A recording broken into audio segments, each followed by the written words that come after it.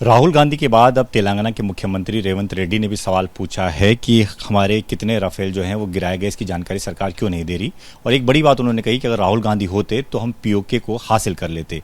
इस बारे में बातचीत करने के लिए हमारे साथ कांग्रेस के वरिष्ठ नेता और सांसद प्रमोद तिवारी जी हैं। सर, जो बात रेवंत रेड्डी कह रहे हैं, जो राहुल गांधी कह रहे हैं, आप कितना इत्तेफाक? बिल्कुल सीधी सी बात, सही बात।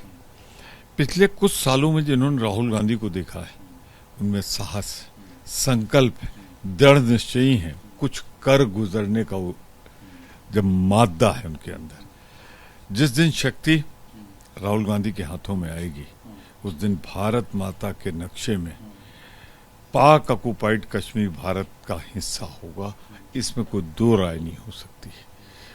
मैं एक बात बहुत स्पष्ट कहता हूं, बहुत सम्मानपूर्वक कहता हूं, कांग्रेस ने जब भी लड़ाई लड़ी, सरहद के उस पार लड़ी, भाजपा में तो ये हिम्मत ही नहीं। इसके अलावा सर, ये आरएस पठानिया बीजेपी के विधायक हैं जम्मू कश्मीर उधमपुर में, उन्होंने अपनी वायुसेना पर ही सवाल उठा दिया, कह रहे कि जब ये ऑपरेशन सिंदूर चला था वायुसेना वाले सो रहे थे। देखिए, भाजपा सेनाओं को एक बार नहीं बार बार गाली दे रही है। कर्नाटक में क्या कहा उनके नेता ने, मध्य प्रदेश में उनके डिप्टी सीएम ने क्या कहा, मध्य प्रदेश के बाद दूसरे उनके मंत्री ने क्या कहा, उन्होंने तो सीधे सोफिया जी को और क्या कह दिया, मैं उसे दोहराना भी नहीं चाहता। अब पठानिया जी कह रहे हैं वायु सेना सोती रहती, जबकि वायुसेना ने कमाल किया है। वायुसेना, स्थल सेना, नौसेना, जिसको जो जिम्मेदारी सौंपी गई, मैं सलूट करता हूं। भारत की सेना उस पर खरी उतरी। और वाह भाजपाइयों, तुम सेना को गाली दे रहे हो, शर्म आनी चाहिए तुमको। ऐसे आदमी को पार्टी से निकाल के बाहर करना चाहिए। ना करें, अगर दिलवाओ गाली सोफिया को, दिलवाओ गाली पूरी सेना को, दिलवाओ गाली वायुसेना को, भारतीय जनता पार्टी, जनता तुम्हें कभी माफ नहीं करेगी।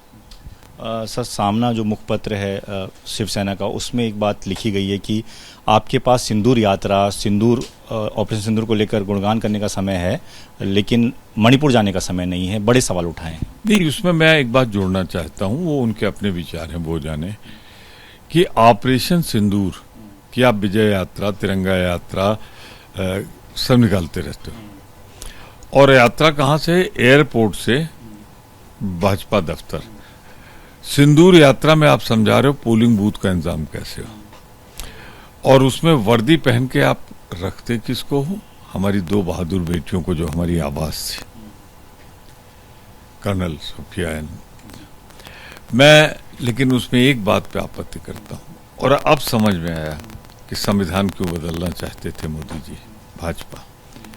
उसमें फोटो है, मोदी जी सशस्त्र बलों की वर्दी में कैप लगाए खड़े हैं। ये दुरुपयोग है। ये ऑपरेशन सिंदूर में भारत की सेना की वर्दी पहनने का हक भारत की सेना को है। किसी के मन में कोई और इच्छा हो तो उसे नहीं। भारतीय जनता पार्टी तत्काल इसके लिए क्षमा याचना करे। सर, जब हम ऑपरेशन सिंदूर की बात कर रहे हैं, पाकिस्तान को सबक सिखाने की बात करें, तो इस बीच एयरफोर्स के जो चीफ है उनका एक बड़ा बयान आता है। उनका कहना है कि जब दे नहीं सकते हैं तो वादा मत कीजिए, रक्षा बजट का 5% ही जो है इस्तेमाल हो पाता है। बहुत बड़ी बात उन्होंने कही। देखिए, मैं सेना को सलूट करता हूँ, सलाम करता हूँ, प्रणाम करता हूँ उनके शौर्य की, उनके जिस तरीके से उन्होंने अभी वायुसेना ने विशेष रूप से ऑपरेशन सिंदूर में जो भूमिका निर्वाहित की। मैं इतने कह सकता हूँ कि वायुसेना का दर्द, वायुसेना के अध्यक्ष की पीड़ा जायज है।